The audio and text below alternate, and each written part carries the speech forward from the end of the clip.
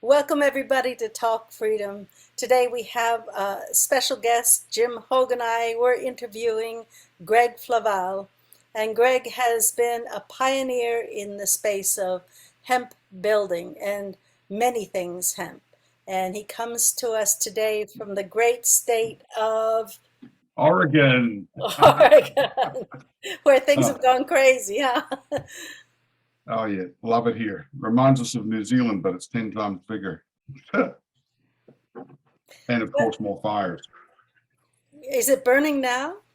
Well, we've had a few fires. There's a big 40,000 acre fire about 30 miles away down in Northern California, out of Waireka.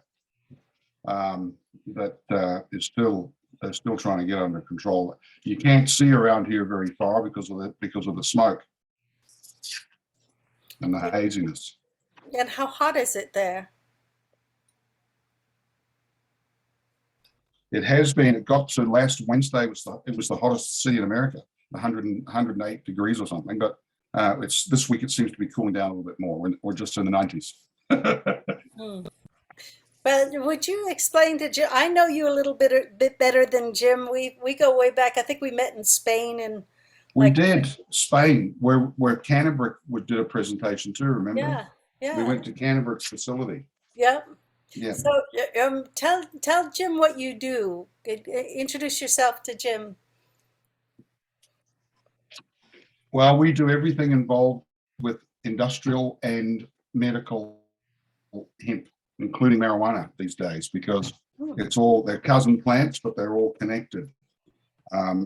And sometimes it's been a long, slow road with hemp building, and you got to still pay the bills, right? So the CBD came along, and we kind of we jumped on that bandwagon as well. Now that's been waning the last couple of years, and we just keep plugging along with everything to do with hemp, from fabrics, from the roots right through to the flowering heads of the plant, and everything in between. So we're currently involved pretty heavily in plastics, and bioplastics, home compostable, and we're getting ready to start building a bunch of accessory dwelling units based on some designs that I've been working on, and collaborative with some other folks. I've just been, I say to some people, or have been known to say at times, if I knew 20 years ago what I know now in relation to hemp, I wouldn't have jumped on this bus. You've been a powerhouse, I will say. Shall I share your website so we can see what's Absolutely. on there? Let's see. There we go. And then we can, this is your website.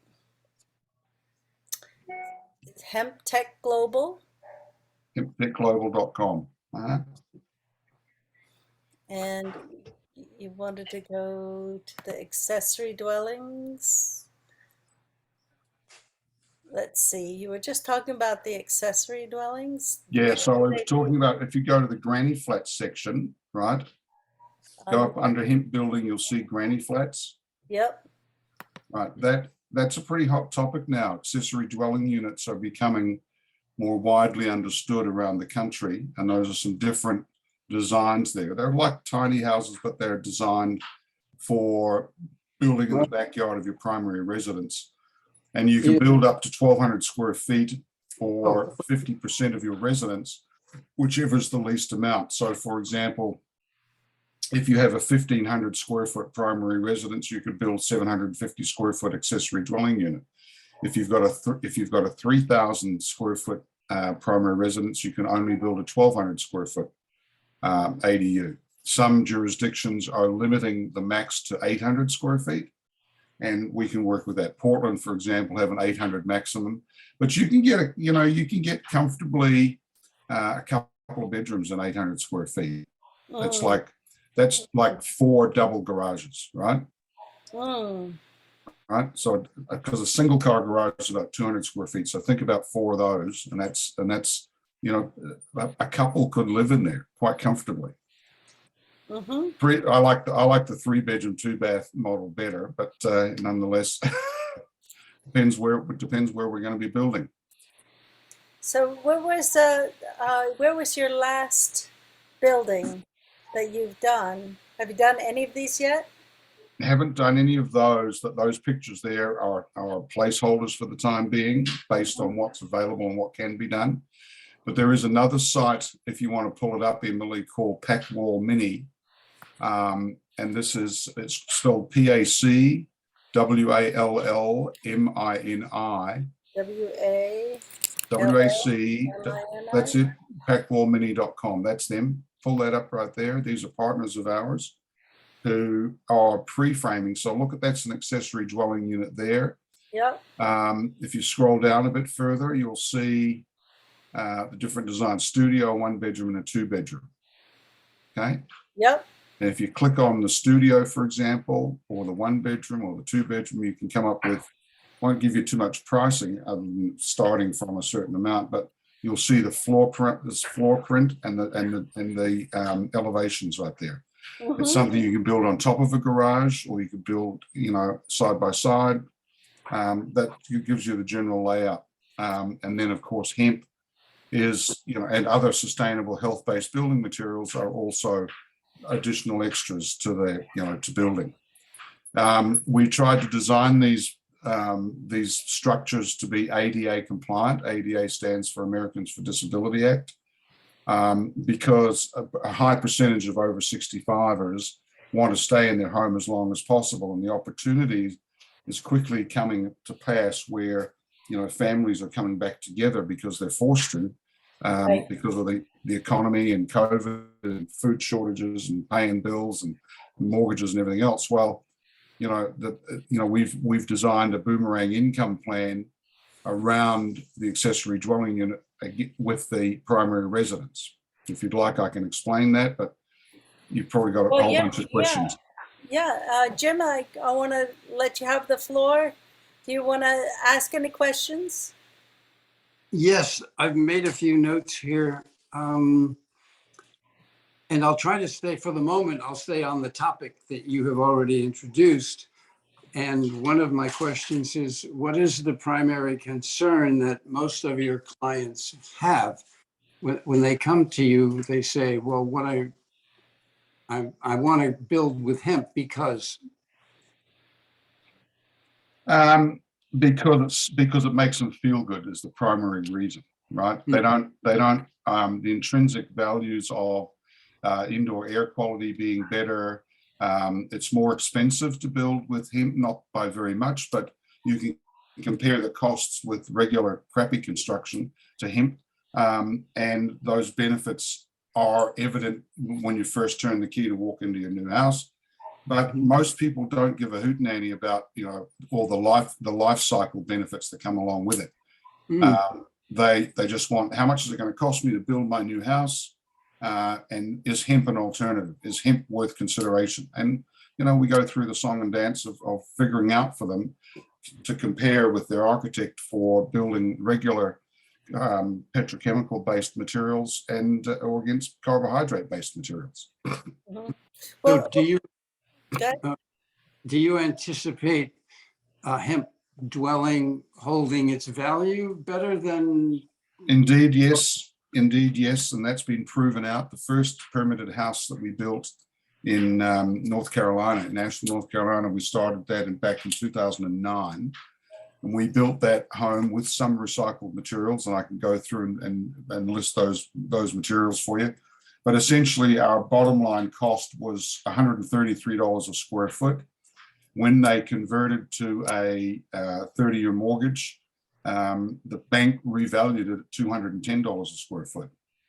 And it's since gone on to sell for $260 a square foot. We've seen that same correlation with straw bale housing and rammed earth housing. In New Zealand, for example, straw bale has been around for 20 years. And a lot of people were very skeptical. Insurance companies and banks were very skeptical of straw bale building.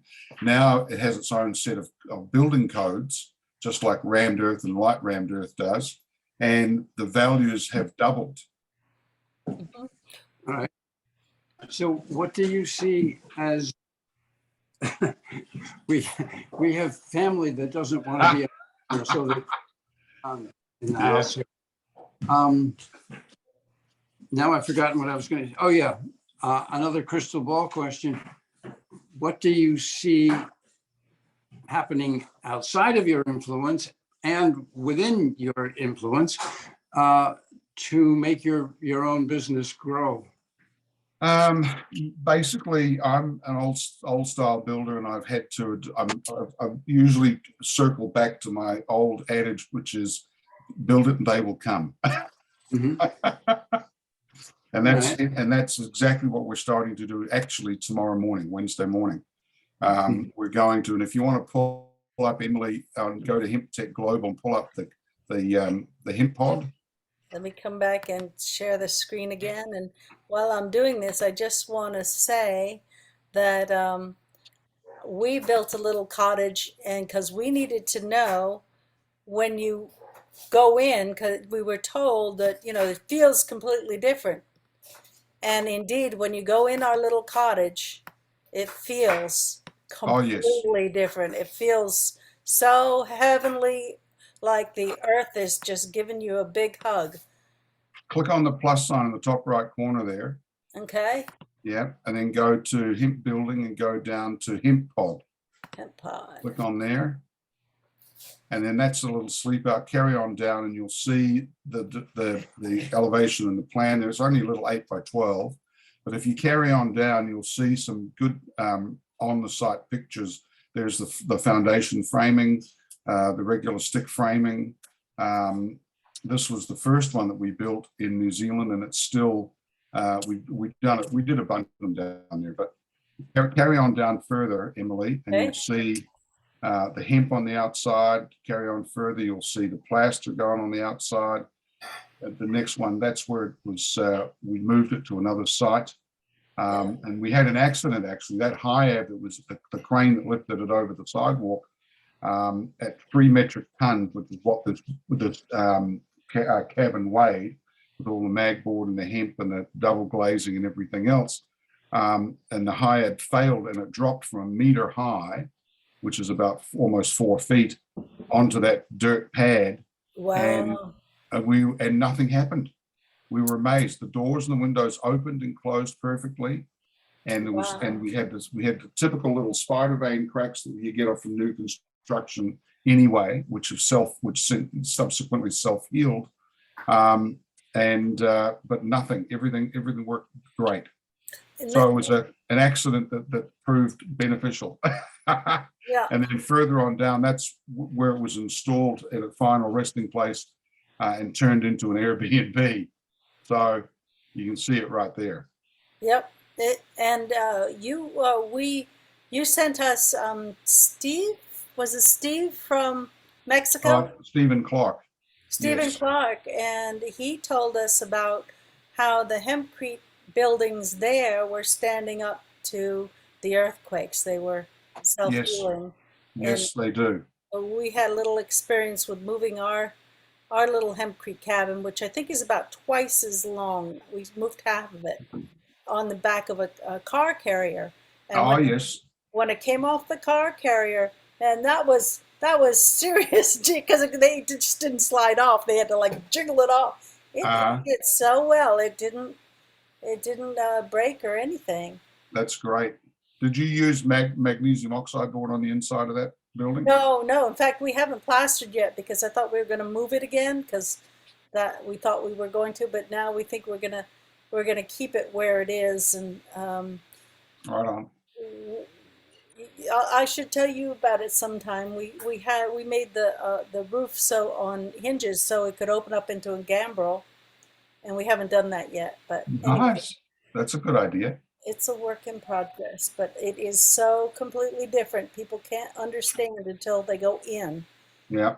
how good it feels. Well, it just has that thermal mass feel about it, right? Mhm. Because it's, these cabins are 6 to 8 inches thick of hemp, but a typical home has got 12 inches. And in Canada, up in Winnipeg, when we designed and built a house for the Ministry housing up there, and that was 16-inch walls. Mm.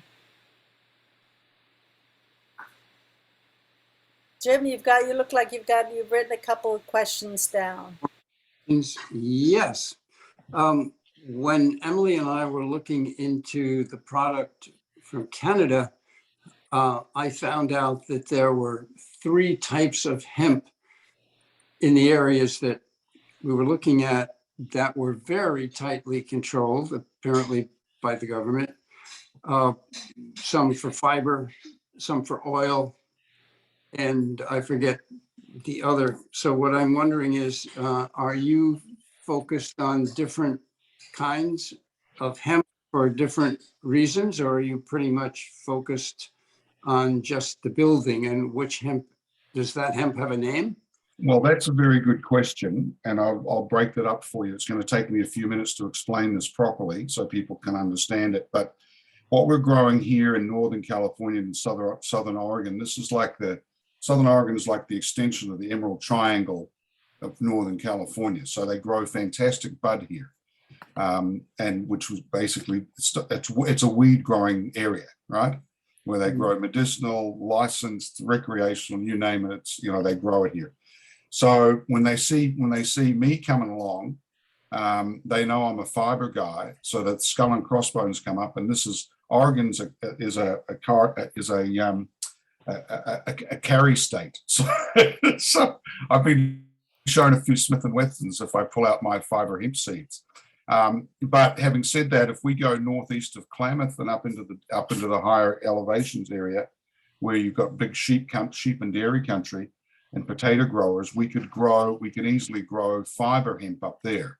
So we're growing here, as Emily's showing you on the screen there, we're growing the cousin plant to the industrial, which is marijuana, and the CBD is nothing more than strains of marijuana that have had the THC bred down to be specifically less than 0.3% THC in total. But what's happening is that the marijuana plant, if you compare it to an industrial hemp plant, the stem is bigger and it's more dense. And so you don't have the same hygroscopic value of the marijuana / CBD or Christmas tree hemp, as it's also fondly known, as you do with fiber hemp, which is very, very hygroscopic and very, very much like if you magnified it, it looks like a sponge, right? It's got really lots of little air holes, air pockets through it.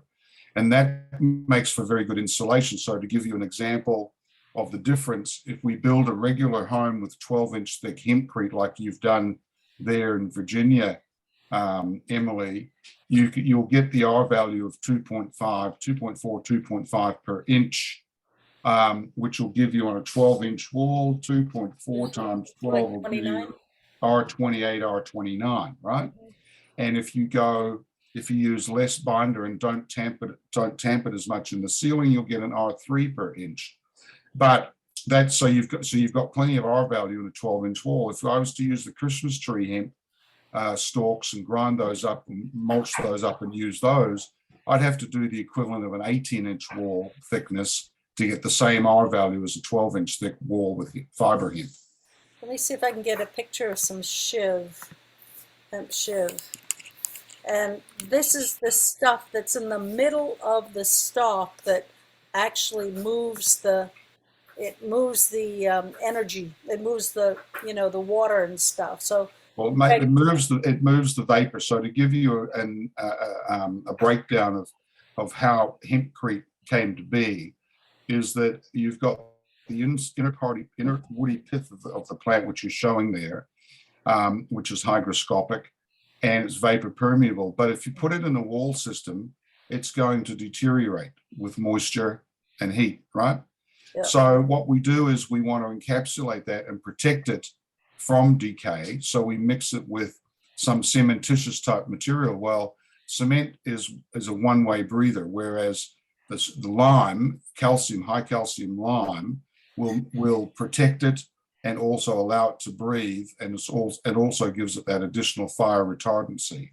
So over time, the wall's going to fossilize, turn itself back, because the lime wants to become a rock again.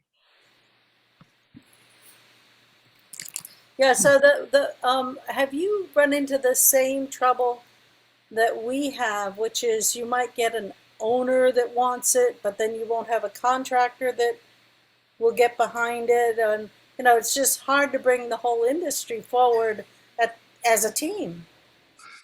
Um, it really comes down to that one-on-one conversation and education more than anything. I mean, I remember going back to 2009 when we wanted to get the permit to build in Asheville, North Carolina, and we put on a workshop, and we invited all the inspectors down to look at everything. And by the end of that day, they were like, "Wow, we want to build with hemp." Absolutely. Mhm. But and then when we we'd take our sample block into building and safety, and we'd educated them, and we got the permits. We did the same thing in New Zealand. We did the same thing in Australia. We did the same thing in Canada, different parts of America. Everywhere we've gone, it's been a one-on-one situation. Even our own place down in New Zealand, that with a partner we built down there, we wanted to. We almost abandoned that project because they were so paranoid about weather getting, water getting, because we have 300-mile-an-hour driving rain down there. So we can have horizontal rain coming off the west coast, Mm. and so and Tim Stedman is the plan checker down there, and he was balking and pushing back on us, and in fact, I did almost surrender at one point, and Colette, the architect on the job, actually dug her heels in. She said, "No," she said, "I believe in this. Let's push it through." So we paid the $260 for arbitration, and 90% of the time, the complainant or the plaintiff, which is us, will win. And immediately after lodging that arbitration request, I got a call from the city saying, "Come on in and let's talk about this." so the project came back on because they wanted an air gap system. They wanted a cavity batten system, and they're not used to solid wall systems. At the end of the day, we got final sign off by spraying silane siloxane, which is an organic water sealer on the outside of the plaster. And when you throw a hydrant hose at it, and the water just beads off the outside. And that's how we got our final wet water tightness certificate and signed off in New Zealand. Same thing in Australia, except in Australia they get more fires. So it's it depends on which country and which zone and which building and safety people you're talking to, as to whether you can jump through the few hoops that they might have, only because they don't understand it. But there are always alternative building codes in every jurisdiction. So if you invoke the alternative building codes, they have to listen to you. Mm. Well, Jim, are you Yeah. chomping at the bit? Well, that's a very thorough explanation that at least would give anybody who is interested in the process a heads up of the negative consequences, which is regulations and red tape and stuff like that, but also the positive consequences seem to highly outweigh them. I do have a question that many years ago, I heard that there were experiments in building car bodies with hemp. Have you bumped into that? Yes, and let me just pull up his information here. Bruce Dietzen built a cannabis car many years ago in Florida. It's on blocks at the moment, and it needs a bit of money put into it to bring it back to new. But that car was on a Jay Leno program one time, and it didn't get a lot of traction. But that was basically hemp fabric that was layered and layered and layered to make that car body. The Mercedes-Benz and BMW have been using hemp fiber in their new car dashboards, door liners, and glove boxes for 20 plus years. Sure.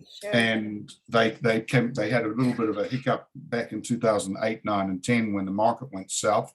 We all remember what happened back then. But since then, they're still using hemp. Lotus came out with a car back in 2008 that was made with hemp. That car that you're showing there, Emily, is the Kestrel car. That was made by Motive Industries up in Canada. They went belly up. And we actually own the molds to that car sitting up on the farm at Andrea's farm in Canada. I want one. I love my Yaris. It looks just like it. Now, isn't the weight, how do you compare the weight of a hemp body to the weight of a traditional body? And then how would you compare it to an aluminum body? Aluminum's going to be lighter, but not by a lot compared to hemp. The fiber, the hemp fiber becomes a carbohydrate replacement for petroleum fiberglass. I would have thought that too. I had a Lotus Super 7, by the way. Nice. That was aluminum. But consequently quite light. So what car are we looking at? The red one? Oh, I'll go back to it. Share screen. That's the Kestrel. These are a whole bunch of different. Here's the one. Yeah. So the top right hand is that's the Lotus Elise that was made by Lotus. And that was made. That had solar panels on the roof. They had all the seats. The body was made with hemp. As you can see by the brown texture, they left it bare so people could understand and appreciate that there's hemp throughout that car. The Henry Ford's car up there, that old style white car. People, I always say to people, why screw up a good story with the truth? Because the people love to say that was a hemp car, Henry Ford's hemp car. Well, in actual fact, it only had 10% hemp fiber in it.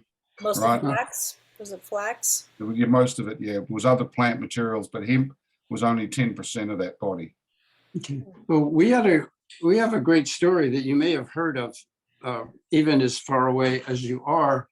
Our brilliant state police stole several acres of very carefully managed hemp, which was grown by a company called Monkush, and they specialized in CBDs.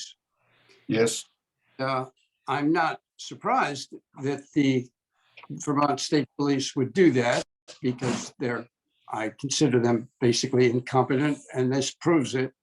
They came in, 4 o'clock or whenever it was still dark in the morning, and stole acres worth of hemp from the Monkush people. And I don't know how the Monkush people were reimbursed. I don't imagine that anyone arrested the state police for theft. How do I know that? Anyway, I'm wondering if you have any stories that are in any way similar to that. Have you found any police or any other entities that just fire at the hip and fire from the hip? And we have a lot of those stories, across the country and Idaho's a big one for that. Anybody that, any U-Haul truck going through Idaho gets stopped because it must contain marijuana. Even if you've got a hemp license and it falls below the 0.3 THC, they'll still lock you up, till you can prove it otherwise, sort of thing. They've relaxed a little bit, but it's generally Idaho's a no-fly zone, or no drive zone, I should say. Over here in Oregon, we've had, especially Southern Oregon, going probably Central Oregon, we've had a lot of shonky business going on here with the cartels out of Mexico, the Bosnians, the Russians, all moving up here, going in, the back blocks of the bush and doing hundreds and hundreds of acres of illegal material. We've had people that pull a hemp license, release some land, and then they'll grow, in certain formations, they'll grow to camouflage their weed grow, which is obviously totally illegal. Operation Table Rock was launched here all of last year. They were 40% successful. There were so many they couldn't catch them all. And this year they've already busted several of them for growing, because they look the same. It's Christmas tree hemp. Yeah, Fiber hemp is nothing like Christmas tree hemp.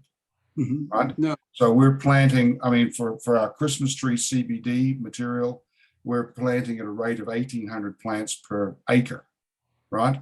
Well, 1,800 plants compared to 300,000 plants for fiber. Big difference, right? So you got one plant every 6 feet, as opposed to one plant every 3 inches. And as a result, it's a totally different material. The fiber hemp, you'll be lucky if you pull 0.003 THC out of those seeds or the plant, right? Compared to Christmas tree style hemp. And this is why we have to do pre-harvest testing. This is why, so that we make sure, and we have a 10-day window once we've got that pre-harvest test back to then harvest the material. Because if you leave it too long, the THC starts spiking in the material. The grain crops that they grow predominantly in Canada, all the organic material is already being pre-sold this year out of Canada, and they haven't even harvested yet. They won't be harvesting for another couple of months. And that's how well, that's the trajectory of regular non-CBD hemp seed products is moving at a rapid rate. Right, for the protein and for the protein, the oil, the seeds. Yeah. But we can't use that so much either for the building. It seems like nobody's going to want to have the fiber growing next to the medicinal marijuana. No, you won't. That's why I said this is a right to farm state in Oregon. It's also a right to carry state. So the flower boys see me coming and they're like, oh, there's Mr. Flavall, Mr. Colonel Hemp's coming down the road with his fiber hemp again, right? And I just laugh it off now because I respect the fact that I'm not growing any fiber hemp here in the valley. I go further north about 4 hours, the 97 corridor, where we've got 25 acres planted, to see how it performs this year without top watering, foliar spraying. I would think it's very difficult to keep the strains separate, because within, I don't know how many hundreds of yards, you could jeopardize the nature of your crop.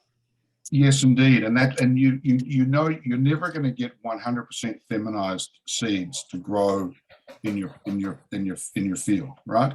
So and we're seeing the ditchweed coming around every year now, from the farmers harvesting their Christmas tree CBD hemp, putting it in the trailer and taking it down the road to the drying shed, and those seeds are falling off on the side of the road, right?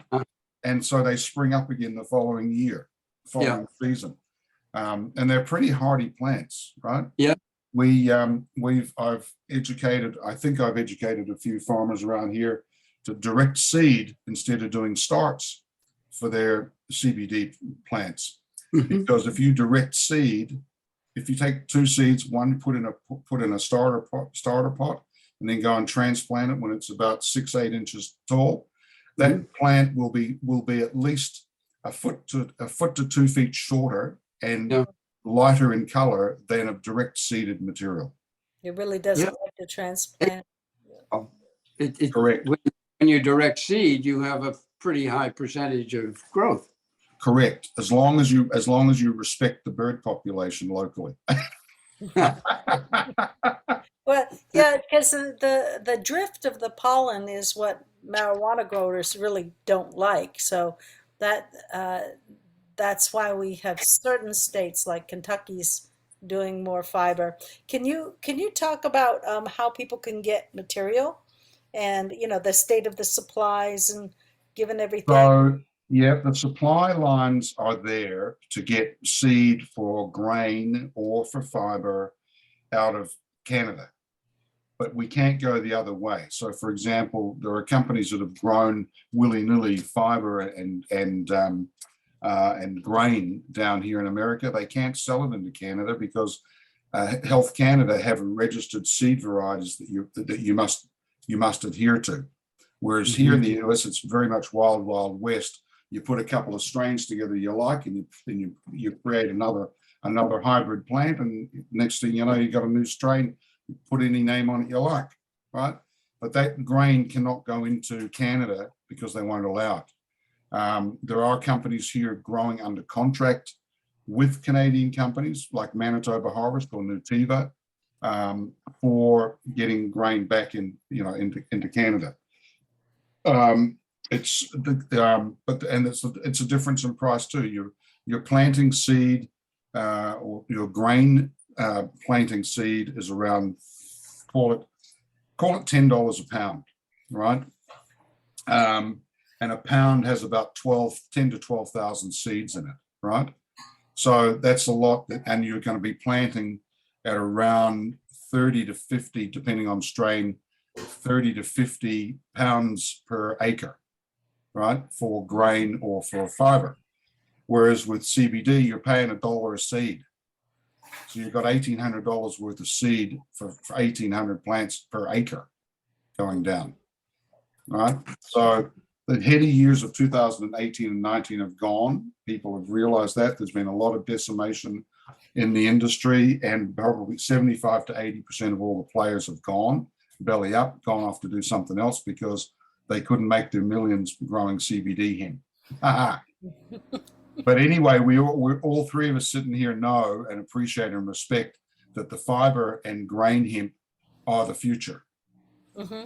And let's see, what I want you to get into is where we need to go with processing, where we are at. You know, I know that we need to have a very clean hemp shiv. That's the part that we build with, and Yes. we're kind of lagging behind in having the production facilities that can do that in the U.S. But where are they now? Well, there are a couple of entities that have been going through R&D and growing in Canada and the United States for decortication, decent scaled decortication, right? Mm-hmm. So to put that into perspective for your viewers and listeners, you can go to China or buy from China one of those little double spindle units. They cost about 5,000 US plus freight. And two people can process 500 kilos or half a metric ton per day in an 8-hour shift. Well, you're never going to make any money doing that, and it's backbreaking work. Whereas if per the study we did at Massey University many years ago, and concluded that unless you were processing a minimum of 4 metric tons per hour, you weren't going to make any money. There are a couple of companies in the United States now that are almost at that point, and we will be I've been helping them with, in fact, I've got a bag here I can show you. I've been helping a particular company with getting the right sort of material, sizing and clean of fiber by less than 3% by volume. That's a decent size, decent particle size to give us the R value that we need in building, and have a pretty clean material. And you can see, I think that's pretty clean. Mm-hmm. Right? Yep. So this we're getting ready. We have two truckloads of that on order right now. I'll show you some pictures of hemp processing plants here. Yeah, the blue and white ones, that's the Vandommel equipment out of Belgium, and the green and yellows are the Tamafa out of Italy. Yeah, and here they're coming. That's the hemp fiber. That's the fiber, correct? Yep. Yeah, and here, what does this look like? That's fiber going in or coming out. That's fiber coming out, and that basically that's a clamp that will compress it down for baling.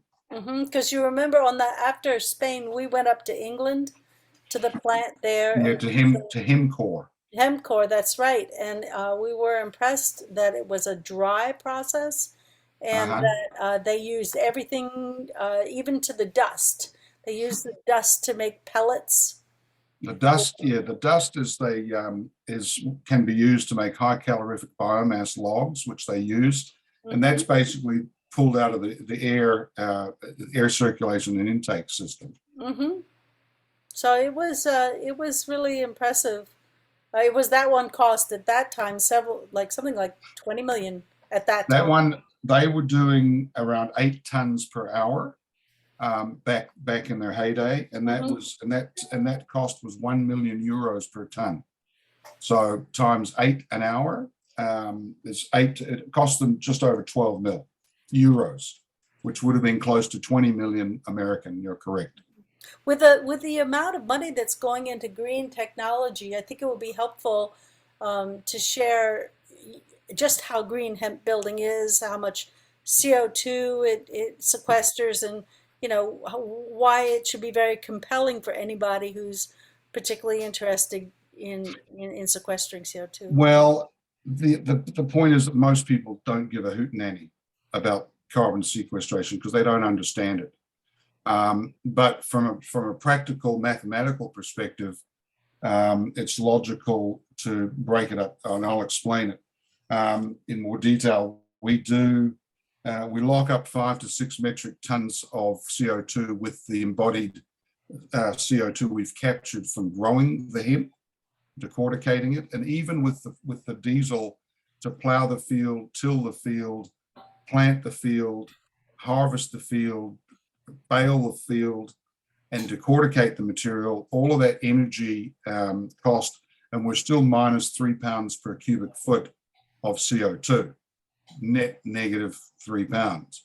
Now, the lime that we're using, the high calcium lime that's plus 92%, which is typical hydrated S lime that you can buy at Home Depot or Lowe's or pretty much any masonry yard, and which is what we primarily use, and then we have our pozzolanic additive, that will continue to absorb 25 to 30% of its own weight in sequestered CO2 over the ensuing 10 to 20 years. Mhm. And then some of these buildings can outlast regular building. Oh, they absolutely will. I've visited um, monasteries in Eastern Europe. I've visited um, some old Roman viaducts in Spain that have hemp in them still. Hmm. The Great And Wall of China has hemp in it. Some of the old pyramids have got hemp in them, hemp and limestone. This material has been around for way longer than us humans.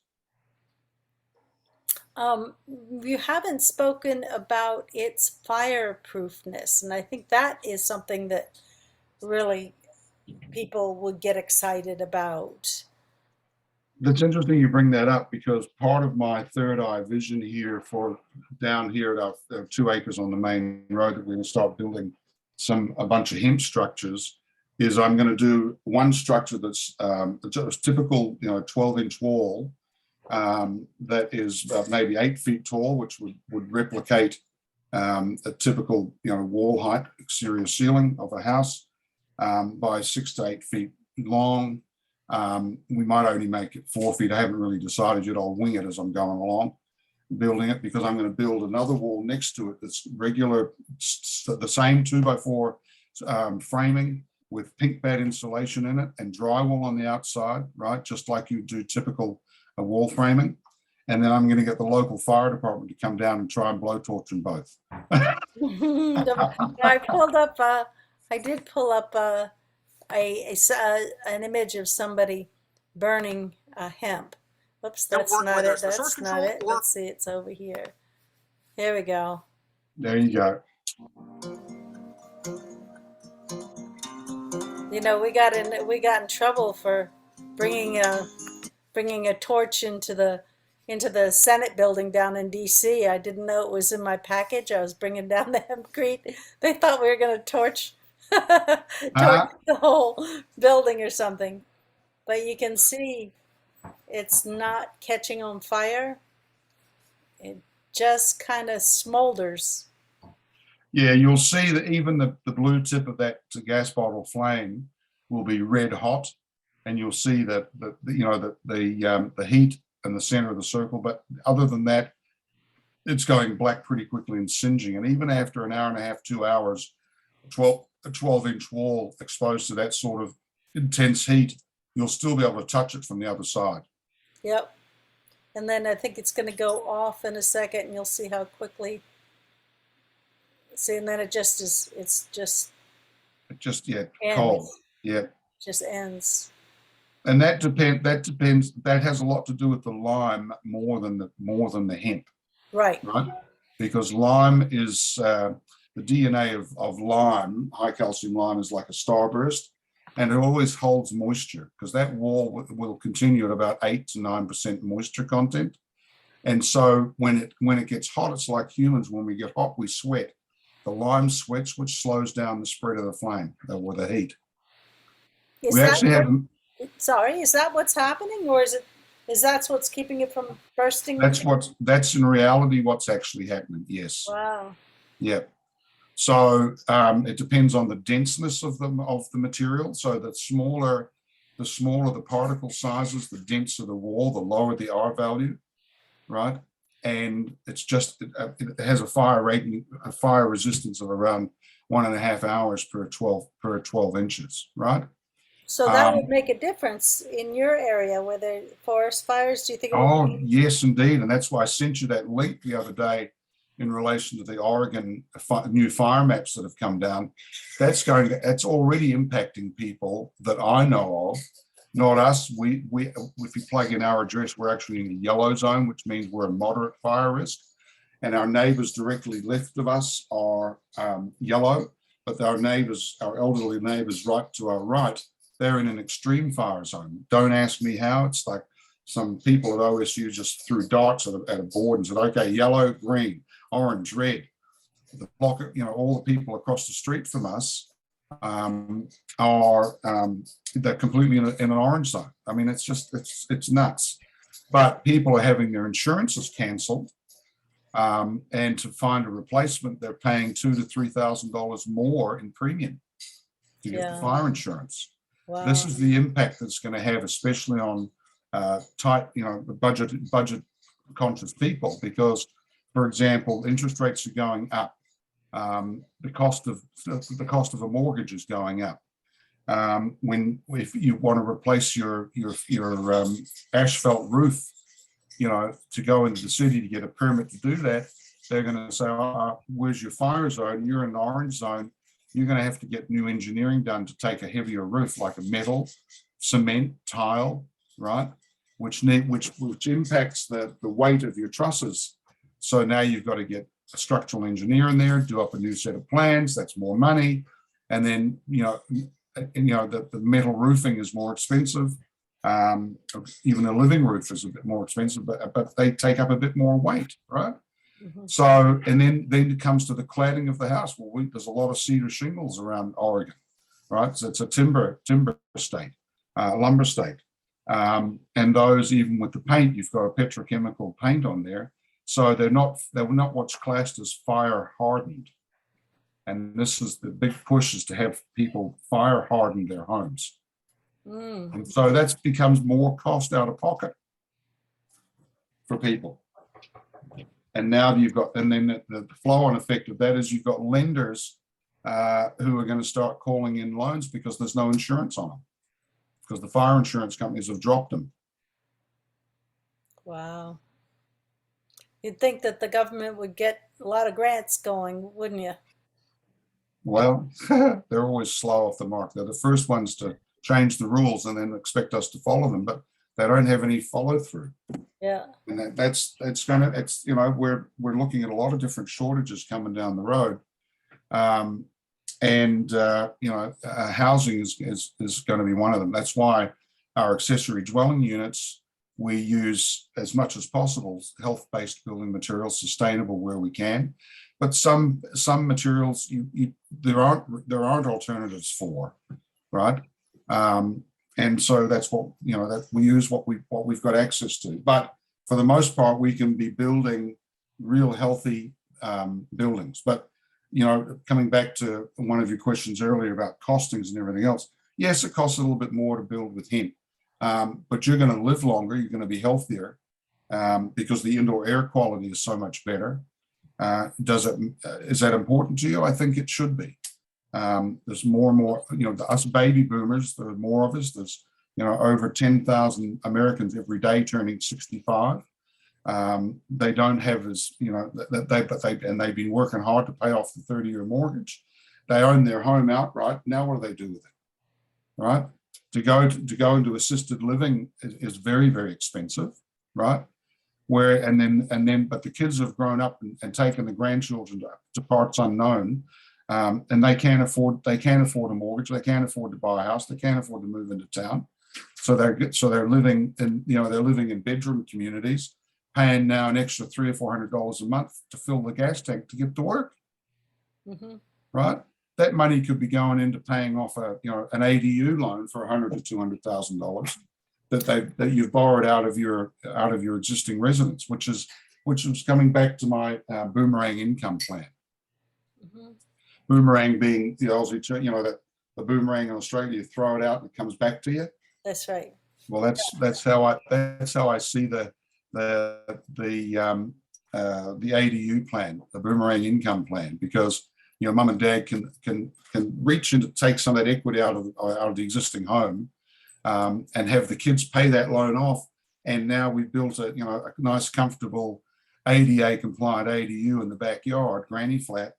And, you know, the kids can move home to the big house. They've got the room to swing a cat, and they've got built-in grandparents right there. And as we get older, we've got built-in caregivers without having to leave home. Yeah. It's a beautiful coming together thing. It's a beautiful vision. It is. Yeah.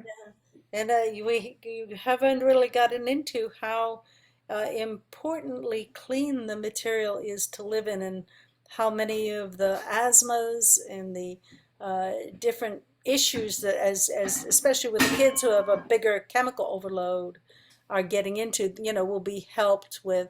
But we're almost at the top of the hour, and so we're gonna wrap it up. And Jim, you get the last questions and to tag us out.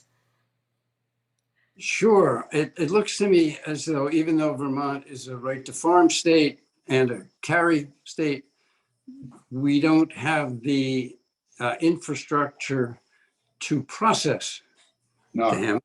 Now, Emily and I have spoken about that many times over the years, because I grew 12-foot hemp here just for the fun of it, and there's nothing to do with it except feed the birds. So would you agree that somehow or another there has to be a processing plant that can function the way you described it? Absolutely. And I think they are coming, but it's a bit like the cart and the horse, right? I think you need to see the demand before you get the big players coming in to invest to that degree. Yeah. There are a couple of companies around who do foresee that and are making an effort. We've gone after grants from USDA and so forth, and we're just a little guy. We get pipped at the post because you got universities putting their hand up for return amounts of money, and they're getting it. So we go through the back door and work with the university. But the decortication is the missing link for sure. All right. Jim, it's on you to close us up. We've been here with Talk Freedom, and Jim, go ahead. Thank you, Greg. I'm impressed by the work that you have stuck with and made profitable for yourself, and I hope that we can do a little bit more along those lines. But you've explained the pitfalls of it, and in Vermont there probably are more, particularly because the state police will come and cut down your entire crop if you try to, even though it's legal. Right. That's education. I mean, We have, we've got the state troopers and the feds and the DEA and everybody else, roaming around these parts down here, but they know who we are, right? And they know I'm the hemp guy because I take my hemp briefcase with me. I show them bits of rope and clothing, and I'm always wearing hemp anyway. So it's like, come on down. I'll teach you as much as you want to know. Well, I know that Monkush was perfectly legal, and the state went through its routine about making it all legal, what they were, and maybe some rogue cop, wanted to, who knows, but I haven't found out from Monkush what happened. Right. But regardless, you be aware of the pitfalls and realize how much you have to process if you're going to have any clients to buy it, and you're going to make money off it. It's got to be done at scale to be profitable. All right. Well, thank you. All right. You're very welcome, guys. Thank you very much, Greg. All right. Cheers. See you on the flip side. Bye. Bye.